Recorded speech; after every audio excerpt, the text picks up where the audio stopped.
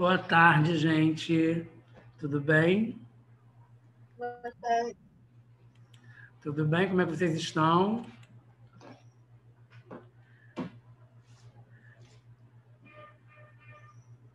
Tudo bem, turma?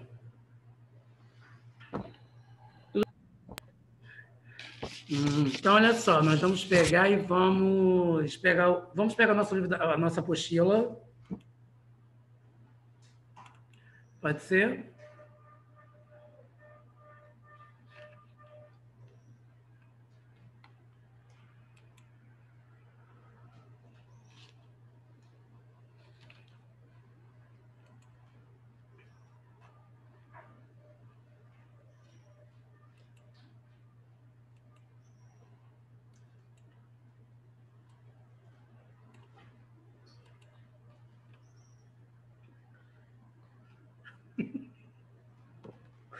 O que eu falei?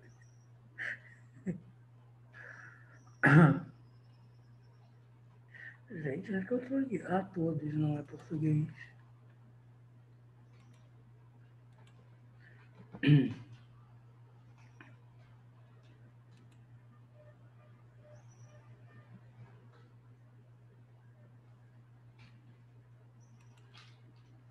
Gente, já pegaram o livro? Pegaram a apostila?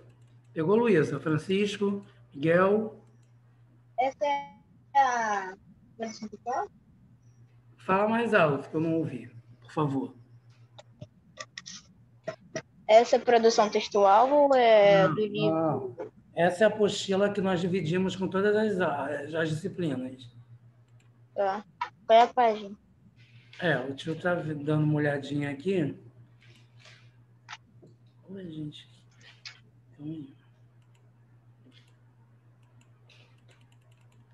Tá errado isso aqui.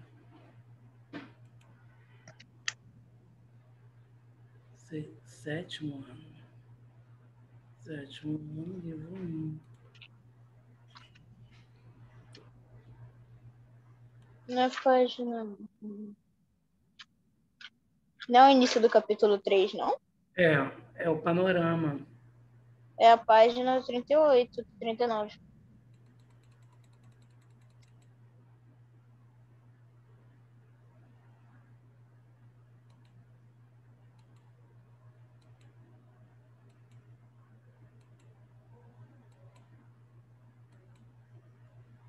É Minha Querida Assombração, é isso? É o panorama.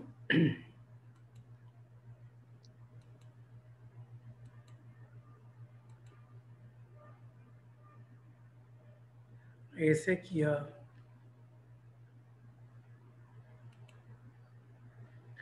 O sobrado da Rua de São José. Que Gente, página é essa? oi? Que página é essa? Página 52.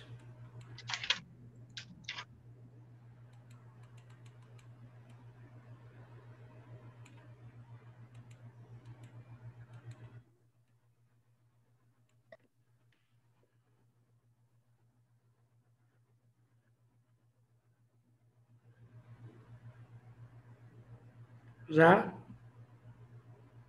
Uhum. Quem poderia, gente, começar a ler para mim? Eu. Então vamos, por favor.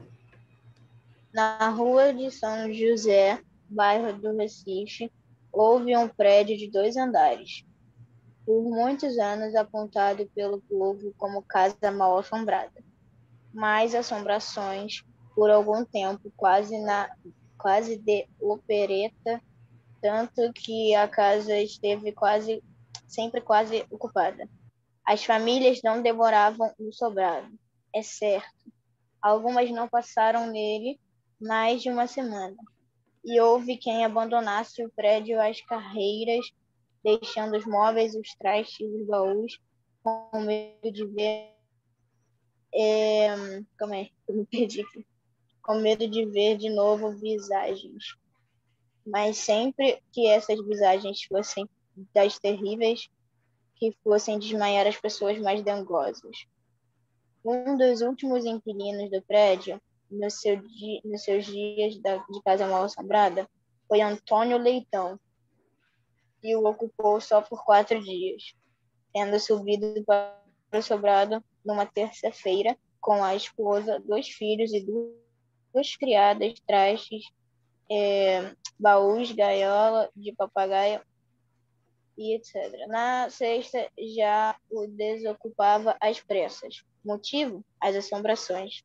Desde o dia em que fui morar no sobrado, não sosseguei, nem eu, nem a mulher, nem os filhos, nem ninguém.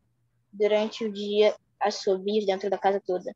À noite, grandes baques como de piano, de cauda virando, de pernas para o ar, era um pagode, correntes arrastadas pelo soalho, as portas se abrindo, apesar de estarem fechadas com o ferrolho e a chave. Eis, portanto, a razão de minha retirada tão apressada do sobrado. Palavra de Leitão a um vizinho em que, em 1929, foi ouvido pelo repórter policial da província no inquérito que organizei casas mal assombradas da cidade. Depois de Leitão, ocupou o sobrado ninguém menos que um repórter policial. Casa mal assombrada? Era com ele, Sherlock por vocação e profissão. De modo que, quando o proprietário do sobrado lealmente o advertiu: olhe, seu fulano, o prédio tem fantasma. O jornalista gracejou, que não temia fantasmas. Seu receio era do aluguel, que fosse muito alto. Gracejava com o assunto e estava certo de que, uma vez ferrado no sono, alma do outro mundo nenhuma conseguiria acordá-lo antes do sol alto. Por isso, não, as chaves são suas, disse o proprietário do sobrado ao pretendente. O aluguel é de 50 mil réis, mensais. Aluguel de pai a filho, tratando-se de casa sólida e com muitos cômodos, quase um palácio enobrecido pelo tempo. Mesmo naqueles dias era pechincha, o sobrado foi alugado pelo Sherlock com entusiasmo, chegando à redação do jornal onde trabalhava gabou-se o homenzinho diante dos companheiros e ocupar um prédio que era quase um palácio. Onde? A Rua de São José. Como isso era possível, ganhando ele tão pouco? Porque o sobrado era mal assombrado, e acrescentou para o espanto de rapazes supersticiosos: vou morar nesse prédio para retirar dali o dinheiro que dizem estar enterrado. Preparou os móveis e tratou da mudança. Dentro de alguns dias era senhor do palácio de 2 andares. Na primeira noite, balançaram-lhe a rede. Ouviu assovios, baques, móveis espatifando-se no chão. O repórter policial pensou policialmente: deve ser gente, pensando que estava com ladrões em casa. Levantou-se, acendeu o cadeiro e Candeeiro. correu. Isso. E correu todo o sobrado com a luz de querosene na mão. Tudo em ordem, nenhum móvel fora do lugar, nenhuma porta ou janela aberta, nenhum gato atrás do rato, nenhum morcego, nenhuma coruja. Voltou para a rede, mas quando se aproximava da sala da frente, deram-lhe um sopro forte no candeeiro que se apagou. Não gostou da brincadeira, mas, como não era nenhum bestalhão, continuou a rondar a casa, a procurar seu mistério com olhos de policial e gana de jornalista. Aceso de novo o candeeiro. Nossa, eu nunca vou Candeeiro. De novo o apagaram com outro sopro. O repórter insistiu. Quis acender o candeeiro pela terceira vez, mas não conseguiu. Todos os fósforos que riscava apagavam. Deitou-se, então, na rede e no escuro. Mas não pode cochilar o sono. Os baques no sobrado continuavam cada vez mais fortes. Pareciam paredes caindo e não apenas móveis se descolando, como nas assombraçõezinhas de opereta. Assim era demais. O prédio parecia ter aumento de mistério só para desmoralizar Desmoralizar. o Sherlock Holmes. Quando o dia amanheceu, deu o repórter graças a Deus, mas ficou na casa. Não era um burguês qualquer que se mudasse de uma casa cômoda por causa de assombrações. Mas na segunda noite a coisa foi pior. Jogaram areia na rede em que ele estava deitado, sentiu puxarem-lhe o lençol e os próprios pés. Era como se zumbis terrivelmente zombeteiros povoassem a casa. Ainda assim, o repórter persistiu e dormiu no sobrado a terceira noite. Dessa vez, as cordas da rede partiram-se e o bravo foi jogado ao soalho como uma bola de carne. Tibum! Não suportou novos insultos de um inimigo que não conseguia ver. Apenas amanheceu o dia, tratou de deixar o sobrado misterioso. À tarde, mandou buscar os trastes e ficou acreditando em mal-assombrados. Em casas velhas, onde vagavam almas do outro mundo, em zumbis inimigos de que fosse de perturbar a solidão, sabido que é vezo dos zumbis vagar no interior de casarões ermos às horas mortas.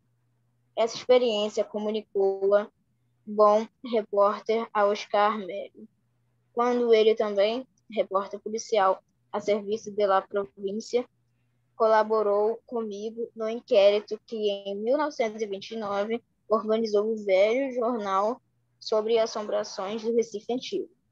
Recordando a aventura do companheiro, disse-me então: Oscar não era homem de inventar coisas. Ok, muito obrigado, Francisco. Turma, a gente está falando de histórias de assombrações de um Recife antigo, né? Nós estamos falando de pessoas, né, que frequentavam o Recife e tinham algumas casas antigas, e nessa situação toda acabava que porque cada lugar vai ter uma cultura, né? Cada lugar vai ter uma lenda, cada lugar vai ter um tipo de comida. Então, todos os lugares têm coisas diferenciadas. Então, Gilberto Freire, ele escreveu sobre as histórias de assombrações do Recife. Recife, para quem não sabe, é a capital de... Para quem não lembra, né? Vocês já viram isso? É a capital de Pernambuco, né? E aí, gostaram da história?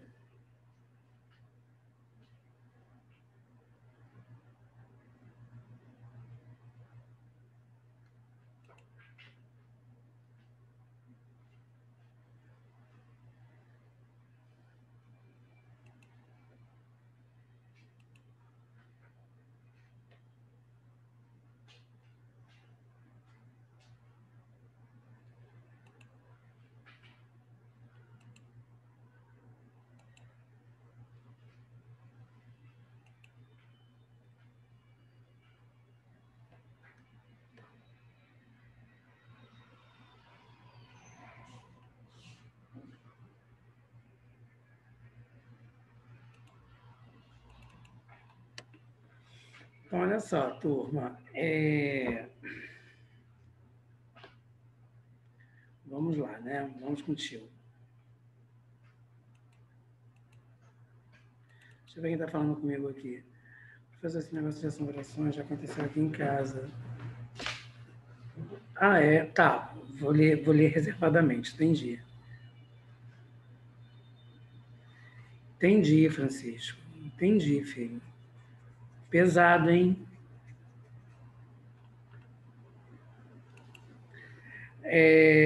Turma.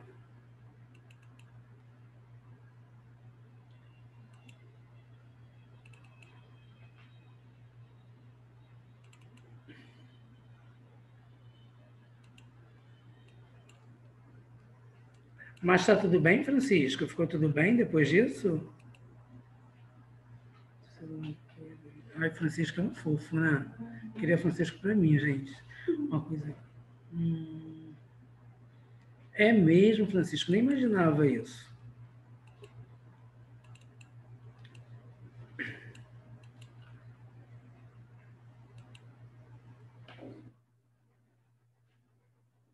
Caramba, cara, que coisa, hein? Gente, é porque o que ele está me falando aqui não pode ser compartilhado, entendeu?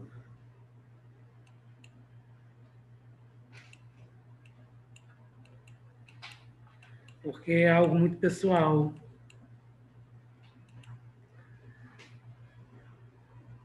Sim, eu sei como que é, Francisco.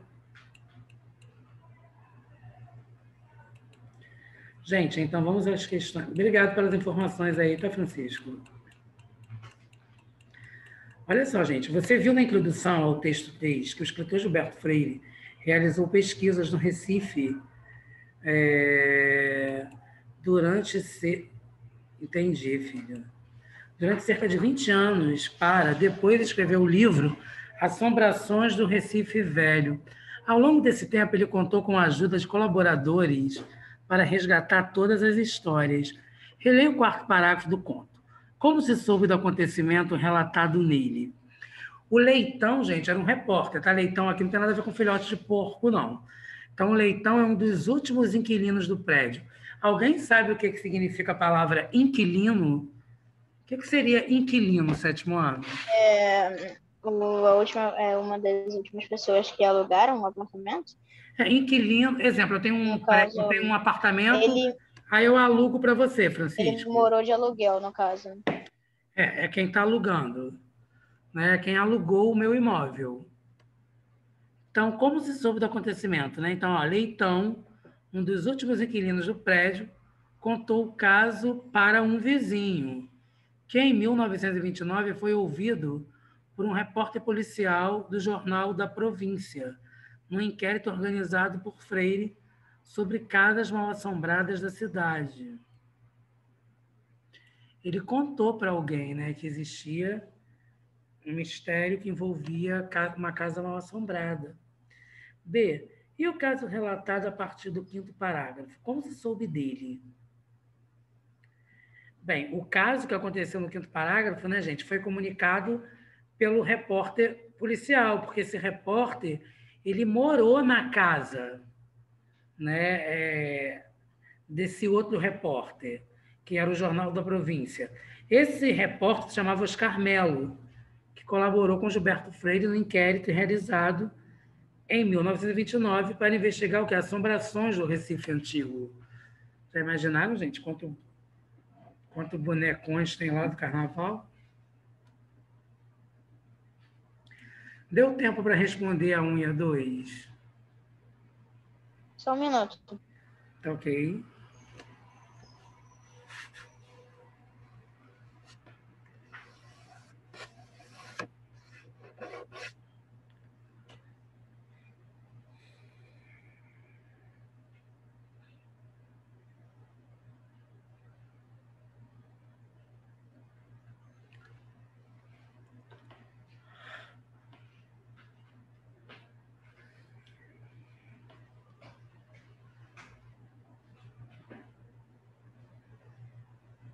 Já?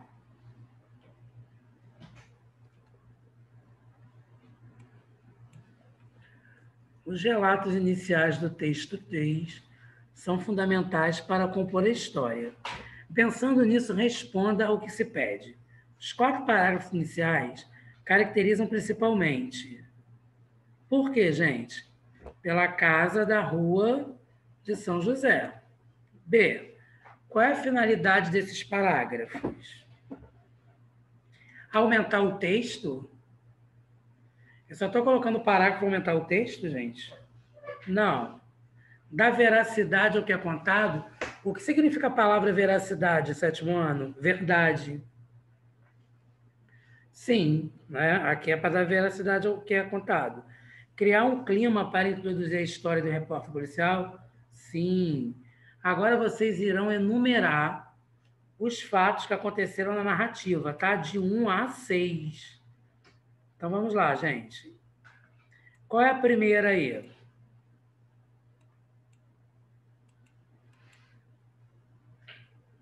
Que a casa de 3 andares é alugada por um repórter policial que se gabava de não temer fantasmas.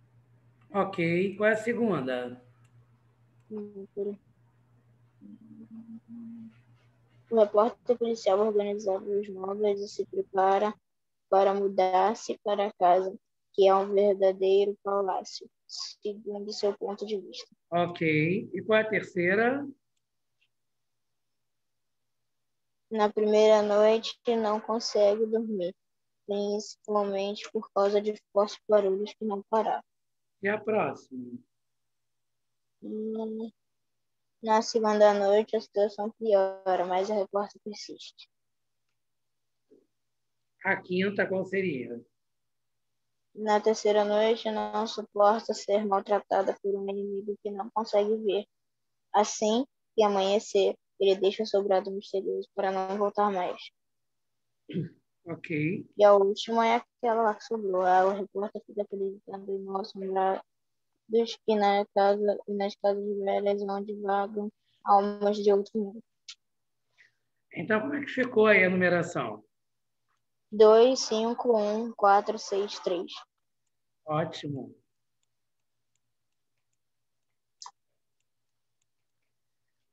Não, é a 4, né?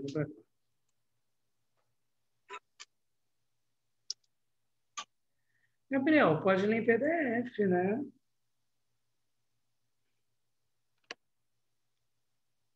Leia novamente o trecho a seguir. Depois de Leitão ocupou o sobrado, ninguém menos que um repórter policial. Casa Mal-Assombrada era com ele, Sherlock, por vocação e profissão. Como você leu no vocabulário, Sherlock é uma referência ao detetive. Sherlock Holmes, personagem da literatura britânica. Holmes é um investigador do final do século XIX e início do XX, que ficou famoso por sua habilidade de, de desvendar crimes aparentemente sem solução por meio do método científico e da lógica dedutiva. Por isso, seu nome tornou-se sinônimo do termo detetive. Você já ouviu falar de Sherlock Holmes? Conhece alguma história da qual ele participa? Em caso positivo, qual? Já ouviram falar em Sherlock Holmes, gente? Já. Já? Você conhece alguma história da qual ele participa, Francisco? Na verdade, quem sabe disso é minha avó, porque ela vê um monte de filme disso, mas eu não sei. Então entendi. Quem nunca ouviu falar, gente, é só colocar não, tá?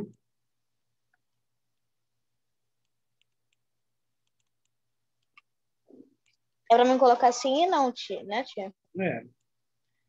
Por que o termo Sherlock está escrito com a inicial minúscula no texto? Justifique sua resposta, gente. Porque aqui no caso, a palavra Sherlock ela está funcionando como substantivo comum. E aí está sendo usada como sinônimo de detetive. Então vamos lá, porque está sendo usada como substantivo comum. Peraí. Está sendo usada? Como substantivo comum.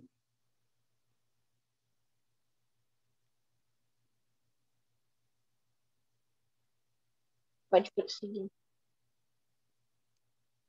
Oi? Pode ir. C. Você deve ter percebido que o nome da personagem, Sherlock, é grafado de modo diferente no conto Sherlock. Por que você acredita que houve essa mudança, gente? Porque Sherlock aqui, geralmente Sherlock, olha como que é escrito, com CK no final. Só que aqui está com QE. Isso significa que a palavra foi aportuguesada. Coloque aí, gente, que a palavra foi aportuguesada.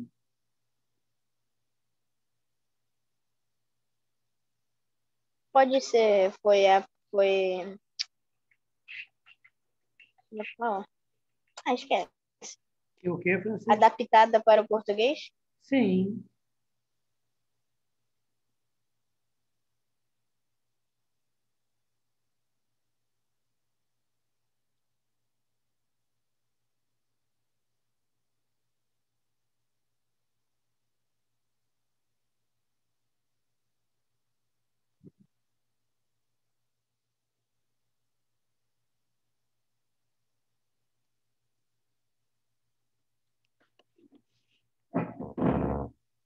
Foi.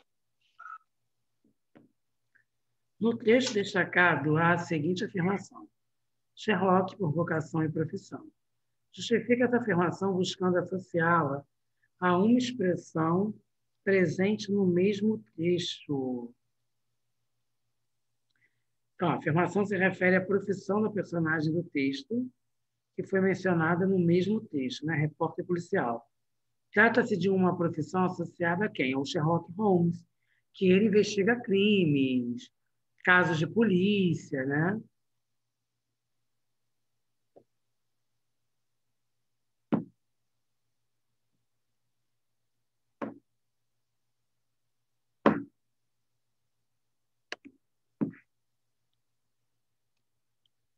Segundo Ricardo Benzanck de Araújo, um pesquisador estudioso da obra de Gilberto Freire, as histórias contadas no livro Assombrações do Recife Velho parecem aproximar Gilberto da figura do narrador, em particular do narrador tradicional, que saliente-se apenas transmite para um público mais amplo relatos compostos coletivamente ratificados pela tradição.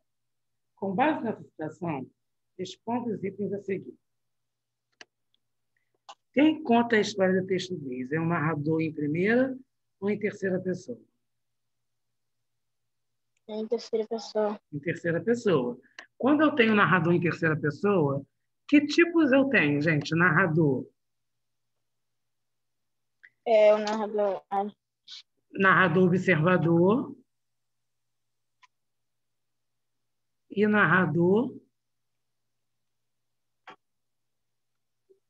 Tradicional.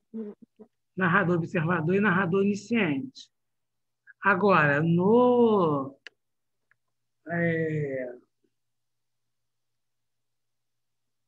narrador em primeira pessoa, eu tenho narrador personagem. B. Como as falas dos participantes da história são identificadas? Elas estão entre aspas.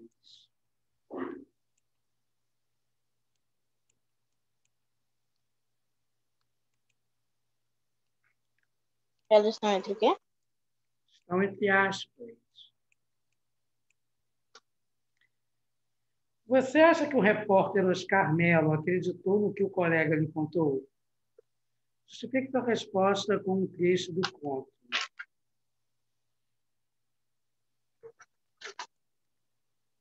Então vamos lá. Possivelmente sim, né? Pois recordando a aventura do companheiro, Oscar disse ao narrador que o colega não era homem de inventar coisas.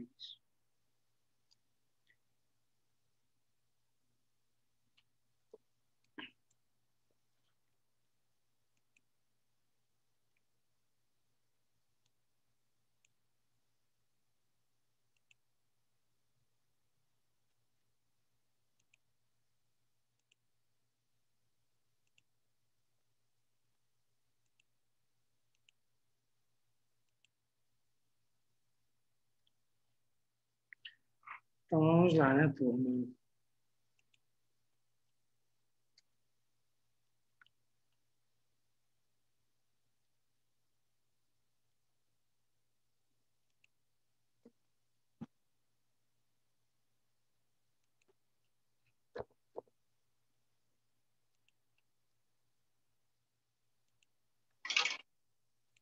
Observe a capa do livro de assombrações do Recife Velho, leia a sinopse que acompanha e responda aos itens a seguir. Assombrações do Recife Velho traz 27 histórias do outro mundo, com seus devidos personagens e apresenta um inventário de 12 casarões e prédios assombrados, inclusive do Teatro Santa Isabel, uma das preciosidades arquitetônicas da cidade, construído no século XIX. Obra do arquiteto francês Louis Leger-Gaultier. A obra denota uma forma de versar particularidades locais na perspectiva do que hoje está bem próximo ao que podemos chamar de história do imaginário. O livro traz ainda as ilustrações de Poti, artista curitibano que fez desenhos e pinturas para Livros Guimarães Rosa, Prisciliano Ramos, Jorge Amado e Raquel de Queiroz. Você considera que a capa do livro reflete as sinopses que a acompanham? Sim. Por quê? Pois a capa estampa uma personagem que pode ser considerada de outro mundo.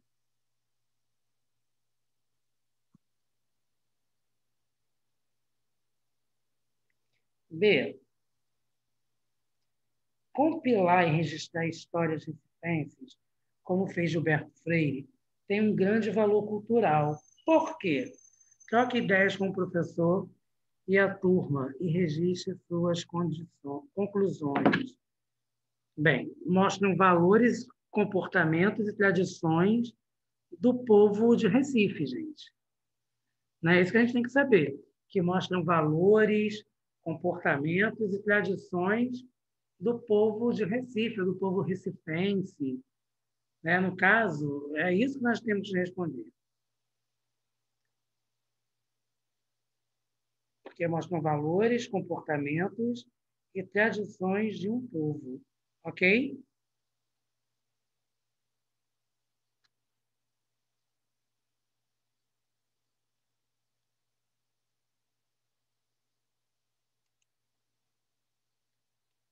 Ok, gente? Ok. Alguma dúvida até aqui? Agora a gente vai começar a malala, tá? Eu vou sair aqui e a gente começa.